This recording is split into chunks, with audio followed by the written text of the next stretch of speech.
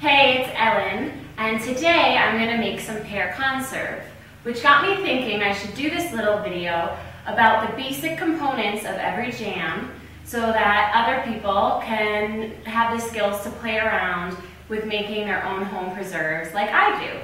So the first main ingredient is, of course, the fruit.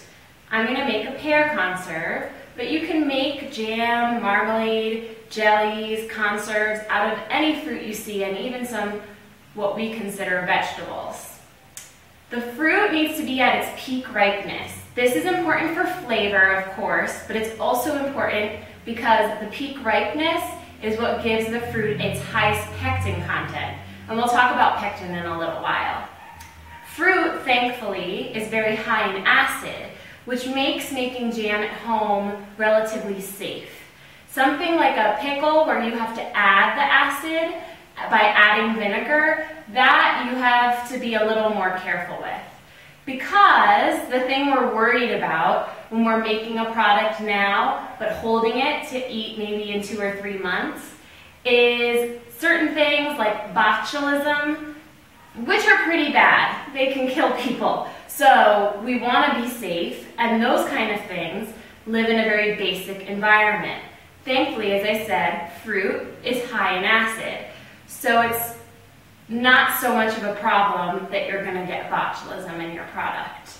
But just to be safe, we always add acid as well, in the form of lemon juice, in the form of vinegar, some people citric acid. I usually stick with lemon juice. I'm in Mexico right now, actually, so I'll be using lime juice because I can't seem to find any lemons. But lemon is optimal because of its acidity.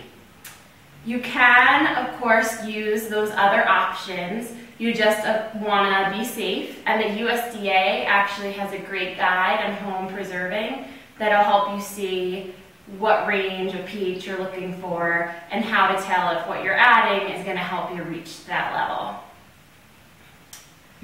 Now, some people might say, well, if you use vinegar or lemon, then you're going to get a taste of pear and lemon or pear and balsamic vinegar. But really, when you know how to use your acid, which we'll go over in a later video, you don't. The thing that the acid is really doing for flavor is it's cutting all the sweetness. Because in any preserve, you're adding sugar or another sweetener to help prolong the shelf life of the product. And if you don't add acid, you're going to taste overwhelming sweetness. The jams and marmalades that you normally find in the mainstream grocery stores are actually 55% sugar, 45% fruit by law, which is why I highly recommend starting to get over any fear you have of making jam and jelly at home because you don't need that much sugar. I use sugar because it provides the longest shelf life, and I make jams and jellies that I sell. So sugar is basically lowering the water content of your product to help stave off molds, bacteria, things like that could grow inside the jar over time, which some of them are actually dangerous to your health as well. A lot of it is just that you don't want to eat moldy strawberry jam. So you can use honey, you can use stevia, but you just, again, need to know that that product's not going to hold as long.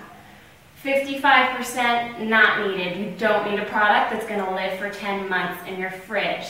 You can go down to 30 to 50% and be totally safe. The thing that sugar does do as well, and the acid, is it helps your pectin. You've probably heard about pectin. You can buy it commercially and add it to make a jam or a jelly quite simply, but all fruits actually have naturally occurring pectin. Some are high in it and some are low, but pectin is a complex carbohydrate that creates the structure that makes that jelly kind of thing. And the sugar and the acid help it come out of the fruit and create that structure. So if you're going to use honey, or you're going to use stevia, or you're going to use some other kind of sweetener, you probably want to add the commercial pectin, and I highly recommend the apple pectin that Pomona Pectin produces. You can find it in many health food and smaller stores. And inside they'll have directions on how much to add for what kind of fruits you're using. But you don't need to use pectin in any jam or jelly if you don't want to, because it already is in there. You just need to know how to bring it out. So those are the main ingredients. You have your fruit, you have your sugar, you have your acid, which I should also say is extremely important if you're working with things like figs or tomatoes that are a little bit lower in acid than most fruits. So just be aware of what fruit you're using. And then the last, the pectin, which could be, just there. It's not an ingredient that you're adding, but you're helping it work, or something you add if you buy it. So then that brings us to the last ingredient, which is my favorite. Some people like plain jams. They like this certain apricot a farmer near them grows, and they want to preserve that taste, and they want it to be just that and to have it just bloom in a jar. That is delicious, and I love it, but it's not me. I'm always adding something else. I'm always putting my own twist to it. So the fifth ingredient is that little something special, and it could be anything from sweet pepper, hot pepper. This is paprika, a sweeter one, but you could use spicy peppers added to, say, a peach chutney. Would be delicious. There's a pear oregano conserve I made that, I was so surprised that oregano can be a sweet savory ingredient, and I love sweet savory things. You can also go the more traditional route, which is vanilla and cinnamon and cloves and nutmeg. Nutmeg especially, I find, just really helps any fruit. The Italians know what they're doing.